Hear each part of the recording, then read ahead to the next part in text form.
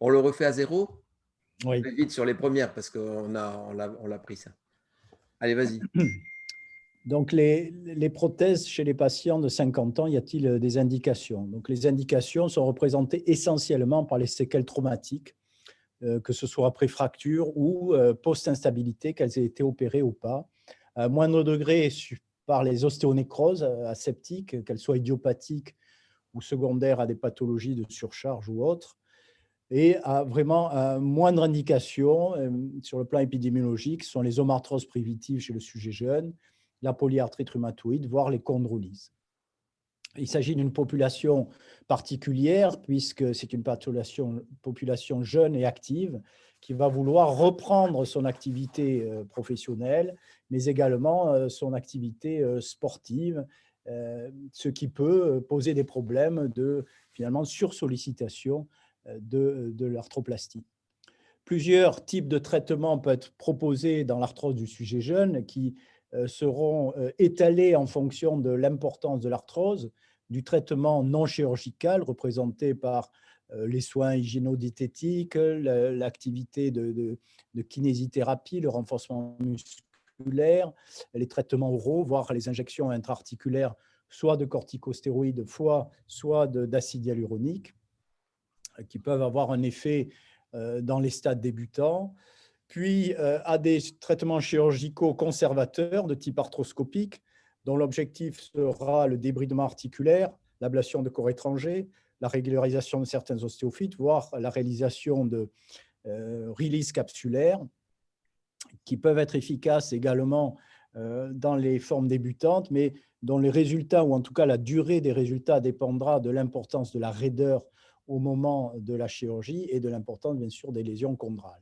Et enfin, des arthroplasties, avec plusieurs groupes d'arthroplasties, l'hémiarthroplastie simple, l'hémiarthroplastie avec resurfaçage biologique de la glène, ou la prothèse totale d'épaule, qu'elle soit anatomique ou inversée.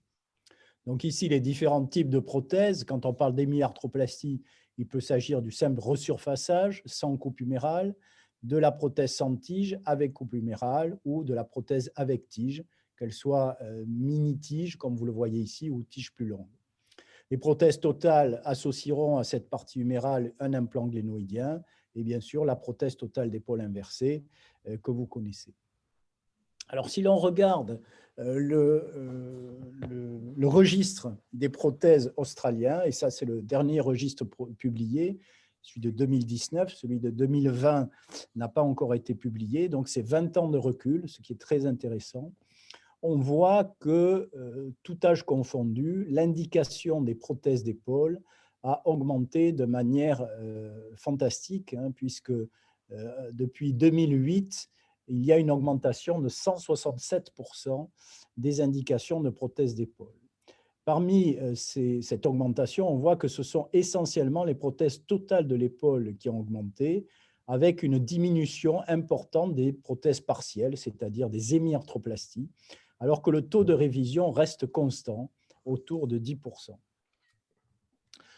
Pour répondre à la question que j'avais proposée dans le titre, j'ai isolé au sein de ce registre tous les patients qui avaient eu une prothèse d'épaule de première intention, que ce soit les resurfaçages, les hémiarthroplasties, les prothèses totales d'épaule anatomiques et les prothèses totales d'épaule inversées, en essayant de comparer deux groupes, les moins de 55 ans et le groupe suivant, entre 55 et 64 ans. Cela a permis d'isoler dans ce registre plus de 8000 prothèses d'épaule, dont près de 2000 avaient été mises avant 55 ans et presque 7000 après 55 ans, en tout cas entre 55 et 64 ans. On voit que dans la population de moins de 55 ans, les prothèses qui ont été les plus mises en place, finalement, ce sont les hémiarthroplasties, que ce soit le resurfaçage ou l'hémiarthroplastie à tige, comparativement aux prothèses totales, qu'elles soient anatomiques ou inversées, qui, vous le voyez, n'est pas anodine, puisque dans cette population jeune, dans 350 cas, une prothèse totale d'épaule inversée a été mise en place. Dans la population plus âgée, donc 55-64 ans, on voit que prédominent cette fois-ci les prothèses totales d'épaule, qu'elles soient anatomiques ou inversées. Il y a une corrélation entre le type de prothèse mise en place et l'âge du patient au moment de la chirurgie. Les patients les plus jeunes, autour de 53 ans, ayant bénéficié préférentiellement de resurfaçage, les hémiarthroplasties avec tige autour de 55 ans, les prothèses d'épaule anatomiques 58 et les prothèses inversées autour de 59 ans. Alors, quelles sont les étiologies finalement dans ce registre en fonction de l'âge? Donc, chez les patients les plus jeunes, moins de 55 ans, on voit que, l'indication principale, c'est l'arthrose, principalement l'arthrose post-traumatique, comme je vous l'ai dit, avec finalement une prédominance de certaines prothèses totales. Vous voyez que les prothèses totales ont été préférées dans les arthroses, qu'elles soient post-traumatiques ou post-instabilité, par rapport au resurfaçage ou à l'hémiarthroplastie simple. Les prothèses inversées restent les prothèses les moins utilisées dans ce groupe d'homarthrose chez le sujet de moins de 55 ans. Dans les fractures, cela ne va pas trop vous étonner, ce sont les hémiarthroplasties qui sont le plus souvent proposées chez cette population jeune. Et enfin, la troisième indication par ordre de fréquence dans l'ostéonécrose, ce sont là aussi plutôt les hémiarthroplasties qui vont prédominer. Donc plutôt hémiarthroplastie dans les fractures et les ostéonécroses, plutôt les prothèses totales anatomiques dans les homarthroses post-traumatiques. Vous voyez ensuite les autres indications chez cette population jeune, avec donc, si on fait la sommation des différents types de prothèses, on voit qu'il y a légèrement plus de prothèses d'hémiarthroplastie dans cette population jeune que de prothèses totales, en tout cas totales anatomiques. Chez les sujets un peu plus âgés, donc 55-64 ans, la tendance s'inverse puisque de manière nettement significative, les chirurgiens ont préféré mettre des prothèses totales, qu'elles soient anatomiques ou inversées, plutôt que des hémiarthroplasties. Malgré tout, dans les fractures persistent les hémiarthroplasties, on le comprend, même si l'incidence des prothèses inversées va augmenter dans ce groupe. Le troisième groupe de cette population étant les arthroses avec rupture de coiffe, qui fait la part belle, si j'ose dire, aux indications de prothèses totales d'épaule inversées. Donc là aussi, si on cumule l'ensemble de types de prothèses chez cette population entre 55 et 64 ans, on voit que contrairement à la précédente, dans cette population, on mettra plus facilement des prothèses totales d'épaule, qu'elles soient anatomiques ou inversées. Alors, qu'entraîne finalement sur le taux de survie ce type de prothèse en fonction, encore une fois, de l'âge, en comparant donc les moins de 55 ans aux autres. Donc, si on compare ici les différentes prothèses que je vous ai citées mises en place chez les patients de moins de 55 ans, on se rend compte que lors de la première année post-opératoire, on note un excès de révision des prothèses totales d'épaule inversées par rapport aux autres arthroplasties. À 5 ans, les révisions sont plus importantes pour les hémiarthroplasties par rapport aux prothèses totales anatomiques, au resurfaçage, voire aux prothèses inversées. Et qu'enfin, au plus long recul, ce sont les resurfaçages qui ont le taux de révision le plus élevé. Donc, en fait, on se rend compte que si initialement les prothèses inversées dans ce groupe ont un risque de reprise élevé, et on va voir les causes plus tard, après, ce sont plutôt les hémiarthroplasties qui vont se dégrader avec le temps, nécessitant des reprises chirurgicales chez ces sujets jeunes. Chez les sujets plus âgés, donc la décennie suivante, entre 55 et 65 ans, on retrouve quelque part un petit peu la même représentativité avec, au départ, un excès de révision des prothèses totales d'épaule inversées, en tout cas dans les 6 premiers mois, puis à 5 ans, un excès de révision des hémiarthroplasties, plus marqué encore que chez les patients, que le groupe de patients précédents, ce qui va s'accentuer à 10 ans de recul. Donc, on voit qu'à 10 ans de recul, chez les patients entre 55 et 64 ans, il y a plus plus de révision des hémiarthroplasties, qu'elles soient resurfaçage ou hémiarthroplastie à tige, que finalement prothèse totale, qu'elle soit anatomique ou inversée. Donc on voit une tendance finalement aux reprises de ces hémiarthroplasties plus fréquemment que les prothèses totales, que ce soit chez le sujet jeune que chez le sujet plus âgé, encore plus marqué chez le sujet plus âgé. Alors, quelles sont les causes de ces révisions? Pourquoi les résultats vont se dégrader chez les sujets les plus jeunes? Donc, si on prend les hémiresurfaçages, ou le resurfaçage, on voit que la première cause de révision, en tout cas l'indication de révision qui se détache, c'est l'érosion glénoïdienne. En effet, on s'est rendu compte qu'avec les resurfaçages, il y avait une usure accélérée du cartilage glénoïdien, voire de la glène, avec chondropathie. Et il semblerait que cette érosion accélérée soit liée à un excès de latéralisation de la tête humérale par rapport à la glène, ce qui va mettre en tension la coiffe des rotateurs et qui va augmenter les pressions sur la glène. Cet excès de pression va user la glène et donc va être à l'origine à la fois de réapparition de douleur et d'une perte de mobilité au niveau de l'épaule. Au niveau des hémiarthroplasties à tige, on voit qu'on a moins cette érosion glénoïdienne. Par contre, ce qui, de manière étonnante, semble dominer, c'est l'infection. Alors, pourquoi l'infection domine par rapport à l'usure glénoïdienne, même si l'usure glénoïdienne rejoint l'infection au bout de 10 ans, c'est que les hémiarthroplasties, comme vous l'avez vu, à tige, sont essentiellement mises en place dans les cas de traumatologie. Et je pense que c'est ce facteur finalement d'indication en traumatologie aiguë qui est à l'origine de ce taux d'infection plus important que dans les autres types de prothèses. Donc, resurfaçage, usure de la glène, hémiarthroplastie, usure de la glène, mais également infection du fait de l'indication initiale. Qu'en est-il des prothèses totales? Finalement, les prothèses totales d'épaule à plus de 10 ans de recul, le taux de l'indication amenant à la révision correspond au décèlement, et décèlement plus particulièrement de l'implant glénoïdien, qui, on le sait, au niveau des prothèses d'épaule anatomique, est quelque part le maillon faible sur le long terme. À un moindre degré, on voit également l'infection.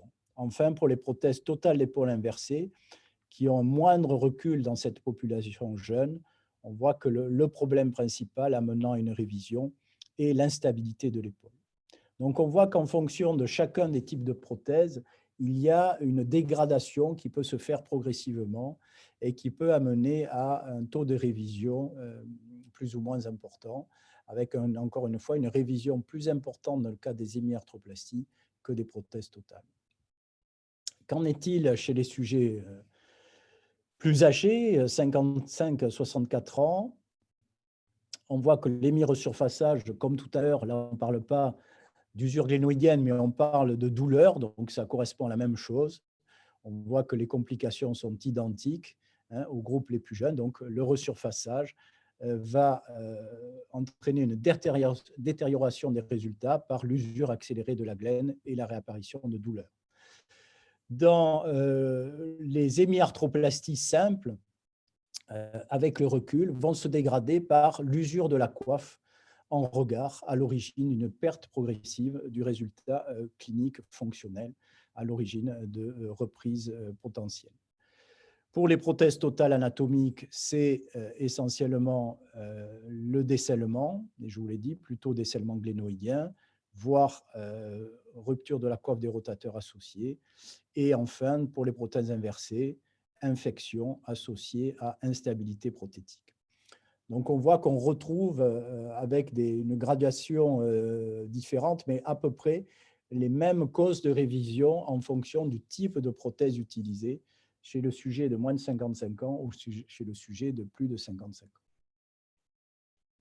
Alors, il y a des articles qui avaient publié dans cette population spécifique le comparatif entre hémiarthroplastie et prothèse totale anatomique.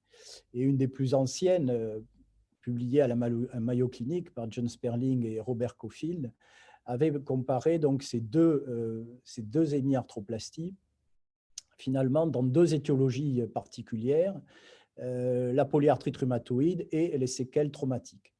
Donc, on voit dans ces deux diagrammes qui rapportent les taux de survie que le taux de survie était meilleur dans la polyarthrite rhumatoïde, finalement chez les patients jeunes, mais qui, quelque part, préservaient leur épaule, n'utilisaient pas l'épaule de manière, je dirais, très active dans leur activité quotidienne.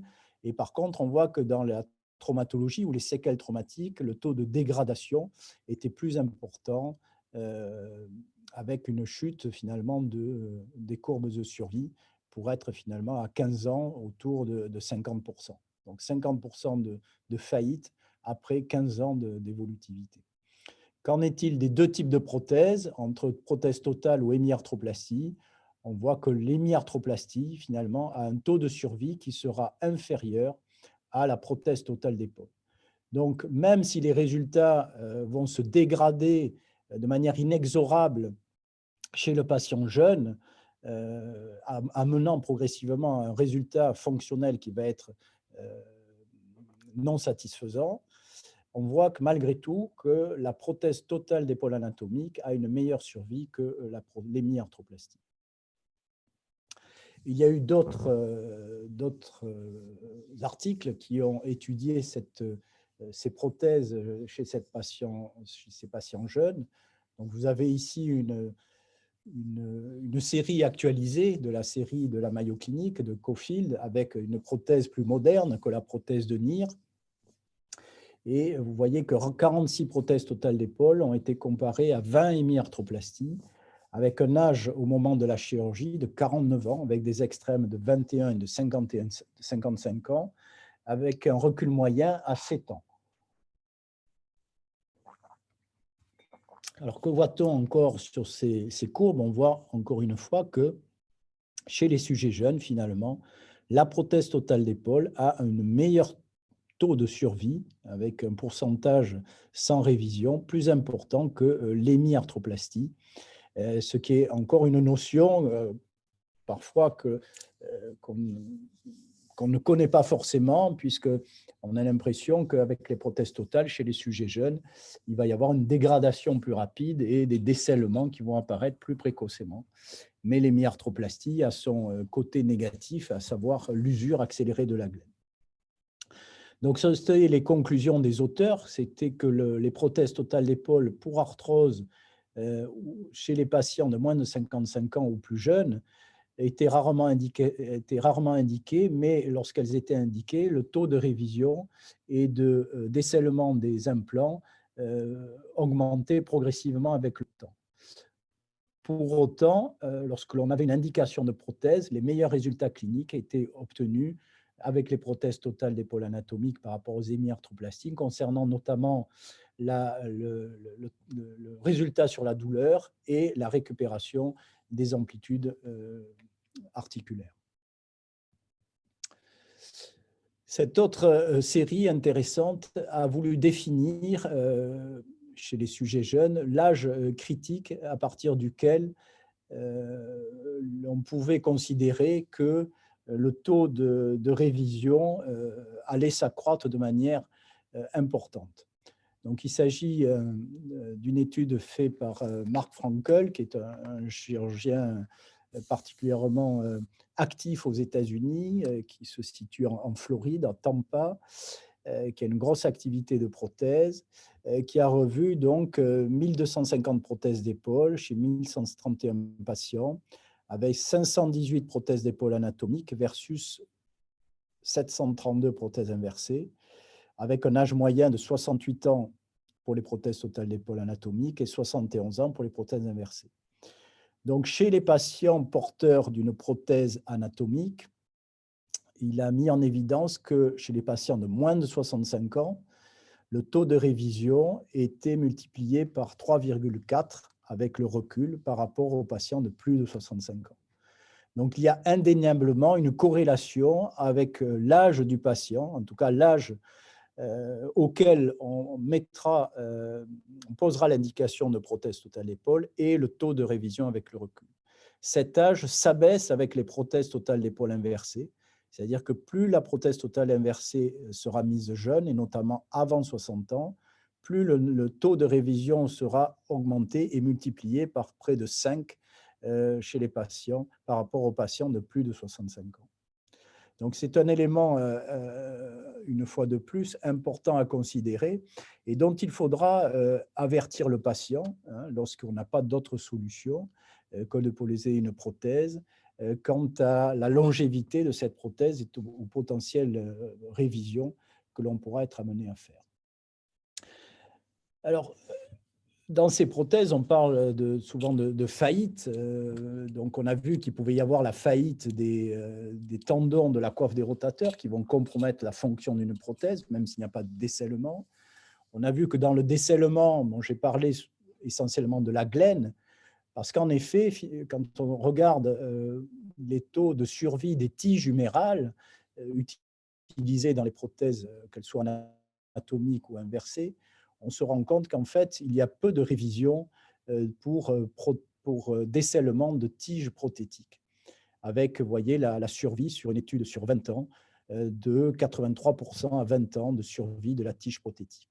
Les facteurs favorisant pour autant la révision de la tige prothétique, c'est le jeune âge. Encore une fois, on voit que le jeune âge va accélérer quelque part la possibilité de décèlement de la tige humérale, le sexe masculin par rapport au sexe féminin, l'origine post-traumatique de l'indication initiale, l'utilisation d'une tige sans ciment par rapport à une tige cimentée, donc plus de risque lorsqu'on aura mis une tige sans ciment, et l'utilisation d'une glène metalback, puisqu'à l'époque de cet article, les glènes metalback étaient utilisées, entraînaient des accélérations dans l'usure du polyéthylène qui était fixé sur cette glène metalback, qui par une réaction de corps étrangers au débris de polyéthylène pouvait entraîner donc une résorption autour de la tige humérale. Donc voilà quels sont les quelques facteurs favorisant les décèlements du tige prothétique. Et l'on voit que le jeune âge revient comme un facteur influençant. On voit finalement que quelles que soient les indications, quel que soit l'âge, vous avez ici un suivi sur plus de 20 ans d'hémiarthroplastie mise en place dans le service de Charles Sneer à New York, qu'avec le recul, il y a inexorablement une diminution de l'efficacité de ces prothèses pour différentes raisons, avec ici un taux de survie, vous voyez, qui baisse progressivement. Ce n'est pas une chute vertigineuse, mais il est vrai qu'il y a une diminution inexorable. Et au terme de ce suivi, donc à plus de 20 ans, 25% seulement des patients étaient satisfaits, avec un meilleur résultat lorsque les prothèses avaient été mises en place pour des usures concentriques de la glène, par opposition aux usures excentriques avec subluxation postérieure, et pour les omarthroses primitives par rapport aux omarthroses secondaires, notamment aux omarthroses post-traumatiques. Alors, on l'a vu qu'il y avait dans le registre australien des plus mauvais résultats avec les resurfaçages par rapport aux hémiarthroplasties à tige. Et nous avons dans le service comparé en effet ces deux séries, et c'était Julie Lebon qui avait fait ce travail, qui a été publié à la SOFEC et puis à l'OTSR en 2014, et qui a montré de manière nette la chute du taux de survie à partir de 3 ans et demi des resurfaçages, alors que pour les hémiarthroplasties, le taux de survie restait à 100% jusqu'à 5 ou 6 ans. Donc, il y a vraiment cette accélération de la dégradation du résultat clinique avec le resurfaçage. Alors, on l'a vu qu'une partie de la problématique des hémiarthroplasties, c'est l'usure de la glène. Donc, si l'on ne veut pas mettre en place d'implants glénoïdiens, parce qu'on a peur en effet du décèlement avec le recul des implants glénoïdiens, voire des anomalies ou en tout cas d'une détérioration si on utilise des metalbacks, certains ont proposé des resurfaçages biologiques avec l'utilisation soit de la capsule articulaire, soit avec du fascialata, soit avec des allogreffes de ménisque, voire du tendon d'Achille. Enfin, les Américains sont très inventifs et donc ont proposé, en effet, comme vous le voyez, par des chirurgies relativement invasives, la réalisation de ces resurfaçages face à des hémiarthroplasties. Malheureusement, il a été constaté une dégradation des résultats à des reculs relativement courts, c'est autour de 2 ans, notamment chez les patients jeunes et actifs de moins de 50 ans. Donc, cet article publié dans le JBJS il y a une dizaine d'années montrait que cette technique ne pouvait pas être retenue comme étant fiable dans ce type d'indication. Donc, on reste toujours avec notre problématique d'hémiarthroplastie avec usure de glène ou de prothèse totale avec faillite potentielle de l'implant glénoïdien. Alors, est-ce qu'il y a des nouveaux matériaux qui pourraient permettre à la tête humérale, qui le plus souvent est en acier inoxydable, à cette tête humérale de moins user finalement la glène par l'utilisation de matériaux différents? Donc ici, vous avez un matériau qu'on utilise dans le service, qui est le pyrocarbone. En fait, c'est un noyau la tête est faite d'une sorte de noyau de graphite recouvert d'une couche de pyrocarbone, dont on voit les propriétés mécaniques avec un module d'élasticité relativement proche de celui de l'os, comparativement, vous voyez, au titane ou au chrome cobalt, qui est l'alliage utilisé dans la plupart des têtes prothétiques. Donc, l'espoir de ce type de matériaux serait finalement d'avoir une longévité meilleure que les hémiarthroplasties à tête en chrome cobalt et de moins user la glène sur le long terme, diminuant ainsi le risque de révision. Donc voici sur un patient, il est certain que le type d'indication préférentielle de ces prothèses sont les sujets jeunes, avec notamment une ostéonécrose de la tête humérale, ostéonécrose qui, dans les stades 3, sont essentiellement au niveau de la tête humérale, avec une glène qui reste saine, c'est-à-dire avec du cartilage préservé. Et c'est dans ces cas de figure qu'il semble que les résultats soient les meilleurs. Alors, il y a des résultats préliminaires qui ont été publiés, notamment par l'équipe de Lyon, Jérôme Garret, Arnaud Godnech, associé à d'autres chirurgiens, dont Jean-Charles Lehec à Bordeaux et d'autres, avec des résultats à 2 ans. Mais à 2 ans, en effet, les résultats sont relativement favorables, ce qui est le cas d'ailleurs avec les prothèses classiques, que ce soit le resurfaçage ou les prothèses avec des têtes en... Donc, en tout cas, à 2 ans, ce matériau ne montre pas d'anomalie particulière, mais pour l'instant, il est difficile de dire qu'il usera moins la glène en regard qu'une tête classique. Florence Dauzer, dans sa thèse sur les arthroplasties à tiges courtes et non cimentées, a comparé justement dans les hémiarthroplasties qu'on a pu mettre un petit collectif de patients avec des têtes en pyrocarbone, des prothèses à tête en pyrocarbone, comparativement à des têtes en chrome cobalt, avec un recul, vous voyez, qui reste moyen, puisqu'il varie entre 2 ans et 3 ans.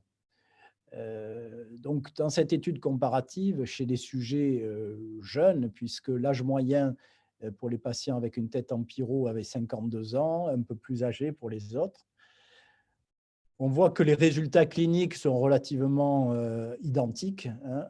Par contre, ce que l'on peut noter, qu'il faudra confirmer avec un recul plus important, c'est que la profondeur de la glène, c'est-à-dire ce qu'on mesure entre la tangente au bord de la glène et la tangente au fond de la glène, que l'on va suivre avec le temps et qui va traduire finalement le niveau d'usure de la tête humérale dans la glène, il semblerait qu'entre le post-op et le dernier recul, il y ait moins d'usure de la glène avec le pyrocarbone, puisqu'il n'y a pas de différence entre le post-op et 2 ans de recul, alors qu'il y a une petite différence avec les têtes en chrome cobalt avec le recul.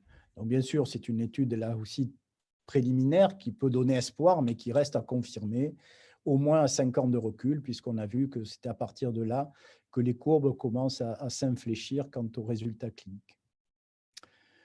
Enfin, dernière étude, qui est l'étude de multicentrique de la SOFCOT, pardon, de la SOFEC, auquel a participé notamment Nicolas Bonnevial, Jean Cany pour Toulouse, dont le sujet était l'arthrose avant 50 ans, étude multicentrique sur 273 épaules, sur 266 patients. Donc, dans cette étude multicentrique, tous les traitements ont été analysés. Donc, le traitement médical, qui n'était pas, bien sûr, le traitement qui ne concernait pas le nombre de patients le plus élevé. Pour autant, dans ce traitement médical, il y avait eu 28 cas d'utilisation de PRP. Là, on ne parle plus de viscosupplémentation, mais de PRP, isolé ou associé à la visco, et dans 88 cas, un traitement par viscosupplémentation. 78 cas avaient bénéficié d'une arthroscopie débridement et 150 une prothèse d'épaule, 62 une hémiarthroplastie, que ce soit une hémiarthroplastie à tige, pyrocarbone ou resurfaçage, 77 une prothèse totale et 11 une prothèse totale épaule inversée. Donc, qu'en est-il ressorti de cette étude multicentrique au recul, avec un recul variable? Il était montré que le traitement non prothétique pouvait avoir un certain effet, et notamment pour les injections, PRP ou viscosupplémentation. Il semblerait que dans les cas débutants d'arthrose, c'est-à-dire les Samuelson 1 et 2, vous savez qu'il y a quatre stades, donc les Samuelson 1 et 2, avec une mobilité globalement préservée, c'est-à-dire sans enraidissement majeur, les PRP ou les viscosupplémentations pouvaient permettre de différer l'heure de la prothèse d'épaule de 3,5 ans dans 86% des cas. Donc, possibilité, c'est sûr, de différer la prothèse. C'est pas, on ne gagne pas 10 ans, mais on peut gagner un certain temps, surtout chez ce sujet jeune. L'arthroscopie, vous voyez, semble moins efficace finalement. Alors peut-être qu'elle a été effectuée à des stades plus évolués, des patients peut-être un peu plus raides, qui avaient déjà finalement un stade un peu dépassé. Pour autant, l'arthroscopie, dans plus de la moitié des cas, 56% des cas, a permis également de soulager le patient et de différer le geste chirurgical de 3 ans et demi. Qu'en est-il du résultat des prothèses chez ces sujets jeunes, avec donc les hémiarthroplasties qui ont été revues à 74 mois de recul, les prothèses totales à un peu plus de 95 mois de recul? On voit que les résultats cliniques étaient meilleurs avec les prothèses totales anatomiques, puisque le constant était de 56 pour les hémis versus 76 pour les prothèses totales. Le taux de complications était plus élevé avec les hémiarthroplasties versus les prothèses totales, et le taux de révision également plus élevé après hémiarthroplastie qu'avec prothèse totale. Donc, cette étude multicentrique française confirme finalement les différents résultats de la littérature et les différents résultats du registre australien qui montrent que lorsqu'on choisit une prothèse, il semble malgré tout que la prothèse totale d'épaule anatomique, même si elle a ses inconvénients, semble donner de meilleurs résultats cliniques, que ce soit pour l'indolence et la récupération de la mobilité fonctionnelle, et également sur la survie à long terme et le taux de révision par rapport aux hémiarthroplasties. Enfin, il y a une petite place pour le traitement non prothétique qui doit être finalement réservé aux cas sélectionnés d'arthrose débutante sur des épaules qui restent souples et mobiles. Alors, pas de prothèse avant 50 ans. Le problème, c'est qu'il n'y a pas véritablement d'alternative thérapeutique fiable, et on l'a vu, hein, que ce soit donc le traitement médical ou ces alternatives thérapeutiques, arthroscopiques par exemple, qui permettent certes de gagner un peu de temps, mais qui ne permettent pas de gagner suffisamment de temps pour éviter une éventuelle hémiarthroplastie. Les résultats, globalement, des arthroplasties chez ces sujets jeunes permettent de reprendre une activité tout à fait fonctionnelle, de reprendre une activité professionnelle, de refaire du sport. Mais l'on voit que malgré tout, ce sont les prothèses totales d'épaule anatomiques qui ont finalement le meilleur résultat clinique et sur les complications par rapport aux hémiarthroplasties, le resurfaçage étant finalement le type d'implant qui va se dégrader le plus rapidement dans le temps. La prothèse totale d'épaule inversée, elle a été mise, je pense, dans des cas un peu particuliers chez ces sujets jeunes dont on ne connaît pas forcément les indications précises. Pour autant, il s'agit d'une prothèse qui reste une prothèse contrainte et chez ces sujets jeunes, du fait de cette prothèse contrainte, le risque de complications mécaniques reste malgré tout élevé, ce qui n'est pas forcément le cas chez les sujets plus âgés. On note avec le recul, donc il faut des reculs suffisants pour visualiser le type de complications, c'est-à-dire des reculs de 15 ans, 20 ans. On voit malgré tout une dégradation inexorable des résultats.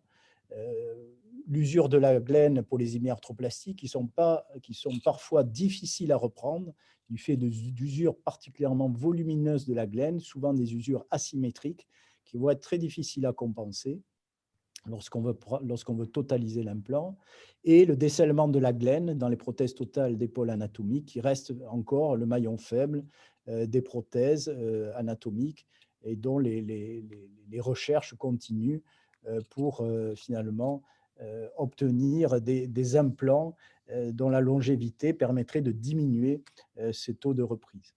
L'espoir potentiel qui reste encore largement à confirmer avec le recul et peut-être l'utilisation de matériaux différents.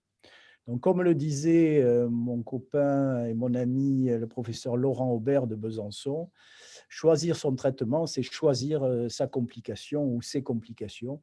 Et il est vrai qu'il n'y a pas de résultat pour l'instant fiable sur le long terme chez ces sujets jeunes de moins de 50 ans. Voilà, je vous remercie.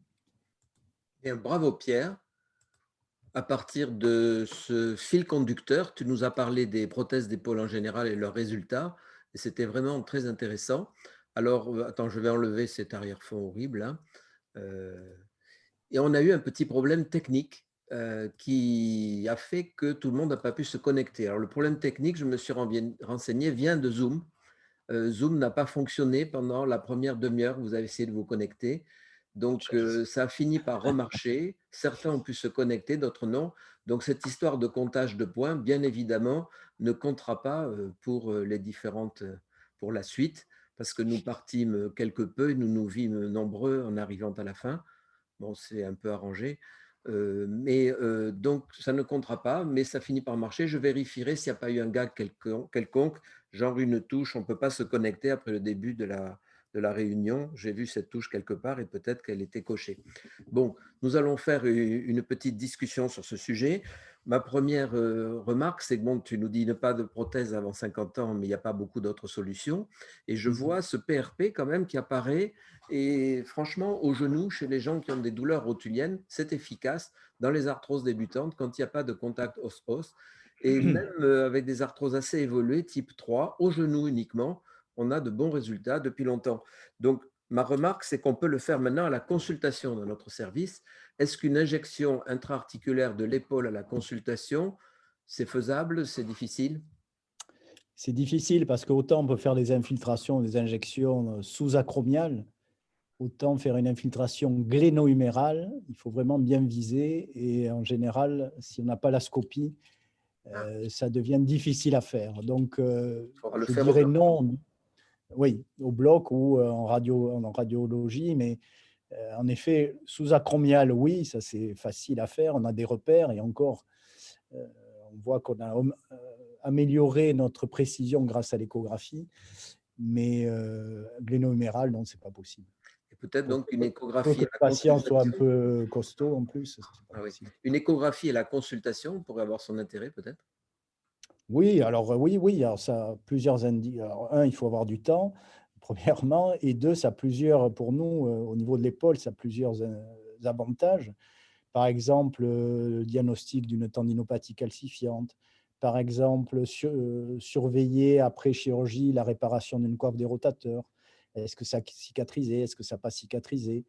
Donc en effet, ça peut suivre les résultats d'une suture tendineuse, Mm. diagnostiquer une lésion ligamentaire au niveau du coude. Enfin, il y a plein d'indications potentielles, mais bon, voilà, il faut… On peut gagner sur le temps parce qu'à la consultation, il y a le chirurgien, il y a son interne, il y a l'étudiant en médecine. On peut parfaitement, l'un fait un geste pendant que l'autre continue à Oui, consulter. quand même, Moi, j'ai vu les infiltrations dans le genou de PRP, ça ne fait pas perdre du tout de temps à la consultation. J'ai commencé depuis 15 jours, ça se passe très bien. Ma deuxième question, c'est si on a bien regardé pourquoi ça ne marche pas avant 50 ans. Bon, il y a l'âge, ça revient en permanence. Quand on est plus jeune, on a plus d'activité, mais il y a aussi le type ouais, de prothèse utilisée chez les jeunes. On ouais. a fait la même erreur à la hanche, Mmh. c'est-à-dire que plus on était jeune, plus on a essayé le nouveau modèle de prothèse dont il n'avait pas été prouvé qu'il marchait bien.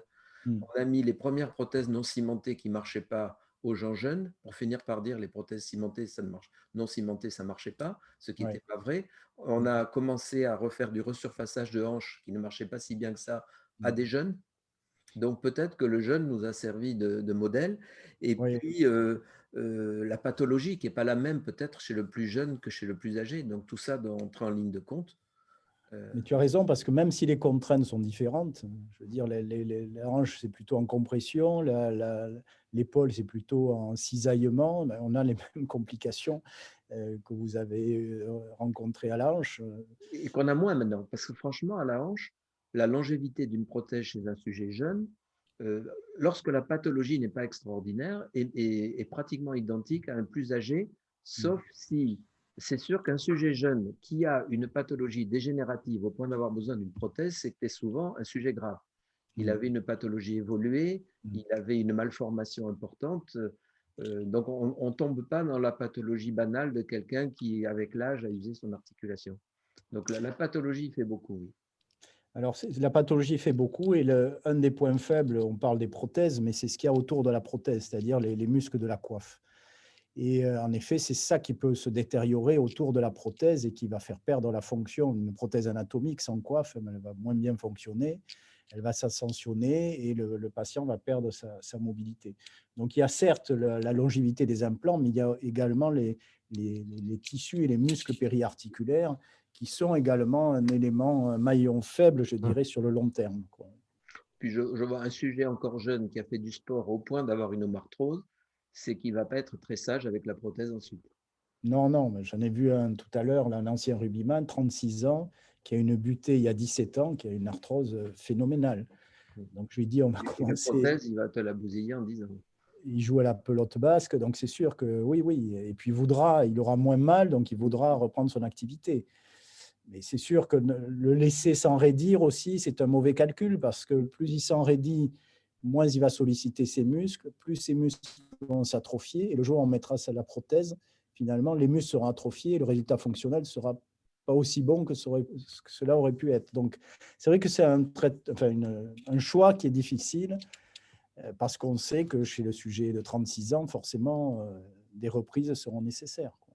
Et la prothèse en pyrocarbone, tu l'as au marché, c'est-à-dire tu peux en mettre quand tu veux ou tu la commandes à chaque fois. Tu m'as entendu? Oui, oui, on les a dans le service. Oui. Non, ça a coupé, mais j'ai compris. On les a dans le service, donc on les met, oui, quand on veut. Bon, ça c'est bien. Ouais. Alors maintenant, On vous a- avez des questions, donc vous avez compris, c'est tout simple. Vous remettez au moins le son, mais la caméra c'est plus sympa, et vous posez votre question. Et comme là vous êtes 28, il doit y avoir des questions qui vont fuser dans tous les sens. Johan Dalmas, une question. Oui, j'avais une question. Dans les séries, vous parliez des resurfaçages, mais là, les séries, elles commencent à avoir quelques années. Est-ce qu'il reste au final encore des indications? Est-ce qu'elles sont encore posées quelque part ou pas, vu que ça a montré qu'il y a quand même plus de complications et de mauvais résultats au long terme? Je pense que certains en posent encore, mais c'est vrai que ça devient vraiment une rareté. Certains en posent et quand ils les posent, ils mettent des glennes en face, c'est-à-dire qu'ils ne posent plus en hémiarthroplastie. Ils les posent en prothèse totale, donc avec un résultat qui semble un peu plus durable, avec bien sûr pas le problème de l'usure glénoïdienne. Mais c'est vrai que la technique a évolué parce que la technique finalement était très simpliste. On avait l'impression que c'était facile à mettre, il y avait peu d'ancillaires.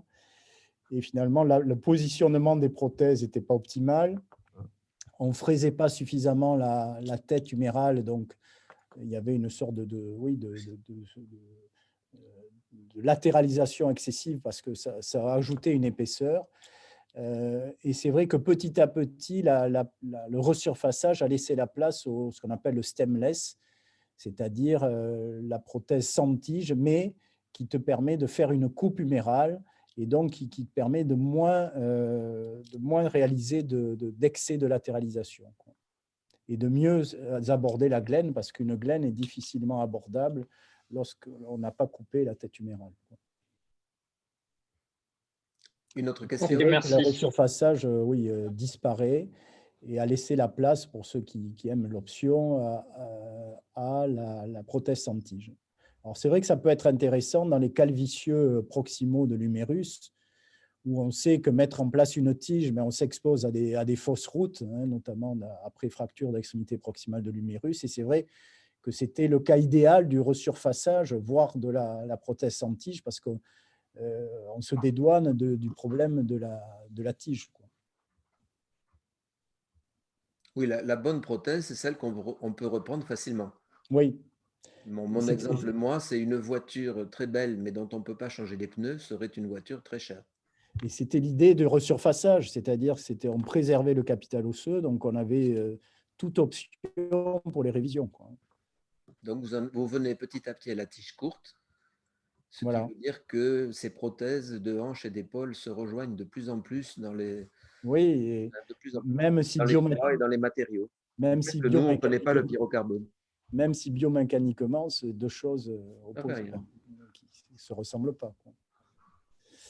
Allez, une autre question. Essayez d'enchaîner parce que tout ça est filmé. Sinon, on va vous demander la question que vous avez. Florence Dozer, une spécialiste du membre supérieur. Qu'est-ce que tu en penses? J'ai pas de questions particulières à poser parce que j'ai trouvé que le topo était clair. C'est La pas remarque nécessaire de failloter, hein, tu peux. Non, mais la remarque que je m'en fais, c'est que je suis pas sûre qu'il reste beaucoup d'indications pour l'hémiarthroplastie dans les années à venir si le pyrocarbone donne pas pas de bons résultats.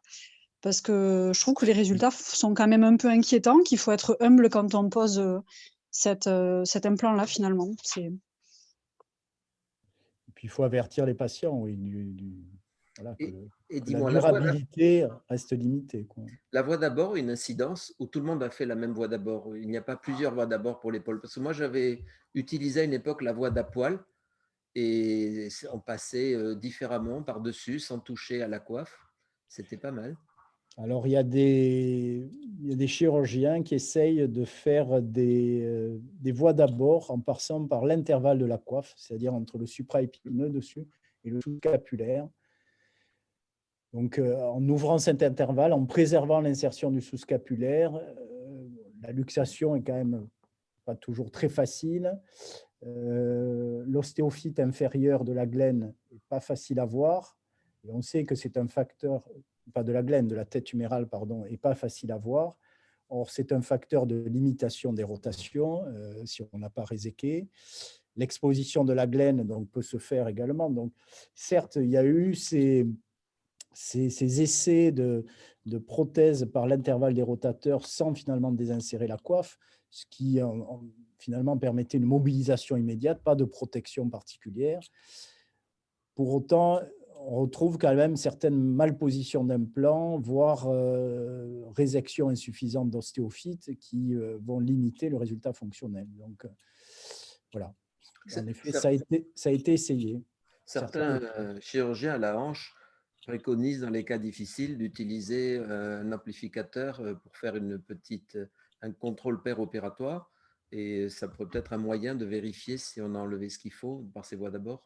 Oui, il faut la scopie de toute Une façon. contrainte. Il faut la scopie pour voir en effet si on a réséqué. Et puis peut-être que le robot nous permettra Peut-être, oui. En positionnant de manière idéale, comme on l'a répété sur la planification, permettra peut-être de positionner idéalement Mm. avec des voies d'abord moins importantes. Bon, D'autres questions? Allez, posez une ou deux questions de plus, au moins. Juliette. On a vu qu'il y avait beaucoup de similarités entre la hanche et l'épaule. Qu'est-ce Allez, que tu en Juliette, penses? tu es vraiment là? Ou tu fais semblant de… Tu t'es branché, tu es allé te promener? Là, vous m'entendez? J'y arrivais pas. Oui. Je suis avec le portable. Ah, C'est bon? c'est parfait, Juliette. Ouais, c'est parfait. Pardon, excusez-moi. Non, non, mais je m'étais fait la même réflexion que Monsieur Chéron, effectivement, sur le resurfaçage de hanches. Et la seule question que je me suis posée, c'est comment est-ce qu'on peut expliquer le fait qu'avec les resurfaçages avec une tige, on a quand même moins d'usure que lorsqu'il n'y en a pas. C'est parce que les contraintes passent plus par la tige ou Non, parce que le vrai resurfaçage, si tu veux, on ne coupe pas la tête humérale. Donc, on ne fait que D'accord. calibrer, comme pour le fémur, on ne fait que calibrer la tête humérale et on met un chapeau par-dessus. Donc, Ok. finalement, quelque part, on augmente l'épaisseur de la tête humérale. Et cette épaisseur supplémentaire va augmenter la latéralisation de l'humérus par rapport à la glène, donc va augmenter la tension sur la coiffe des rotateurs qui est attachée sur l'humérus, et donc va augmenter les pressions sur la glène, ce qui va accélérer l'usure du cartilage qui reste, voire de l'os sous-chondral s'il est présent.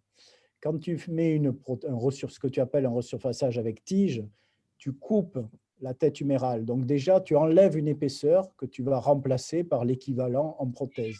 Donc tu ne peux pas, D'accord. sauf erreur bien sûr, tu ne peux pas trop avoir un excès de latéralisation comme tu peux l'avoir avec le resurfaçage. C'est le fait de couper la tête en fait qui diminue ce risque. D'accord. Ok. Merci beaucoup. Pierre, pourtant, au cours de tes différents travaux et de ton expérience, tu nous as bien montré que la partie faible, c'était la glène. Oui. Et tu nous as montré que les progrès se situent au niveau de la tête. Mais que pourrait-on faire de mieux au niveau de la glène? Une glène en céramique, ça ne s'imagine pas?